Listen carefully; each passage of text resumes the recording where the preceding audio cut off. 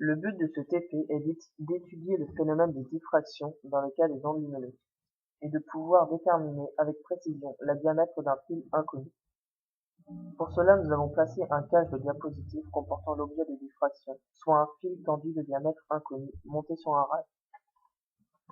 Le cache de diapositive est placé à l'extrémité du rail. Nous avons ensuite ajouté un laser vert, soit de longueur d'onde 532 nanomètres à plus ou moins 10 nanomètres, en dehors du rail, mais cependant passant à travers le fil de diamètre inconnu. De l'autre extrémité du rail, nous avons placé un écran et observé la diffraction du faisceau laser. Nous obtenons donc une tache centrale de diffraction et plusieurs extinctions. On dispose de la formule θ est égal à lambda sur A, où θ est l'écart angulaire entre le milieu de la tache centrale de diffraction et le milieu de la première extinction en radians. Lambda est connu puisque c'est la longueur d'onde du laser, soit 532 nanomètres à plus ou moins 10 nanomètres près.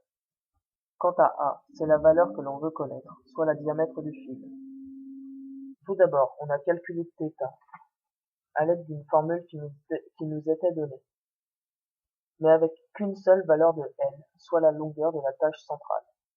Une fois calculé, nous avons mis θ dans la relation citée plus haut. Nous trouvons une valeur correspondant au diamètre du fil de 95,7 fois 10 puissance moins 6 micromètres. Nous avons ensuite rentré les différentes valeurs dans le logiciel GUM, capable de détecter les différentes sources d'erreurs, d'incertitudes. Avec une seule mesure de L, le logiciel nous informe que la source d'erreur vient principalement de la mesure de L. Nous avons donc refait l'expérience, mais cette fois-ci avec une dizaine de mesures de L. Le logiciel nous renseigne donc cette fois-ci que la principale source d'erreur se situe dans la valeur de lambda, erreur que nous ne pouvons pas minimiser.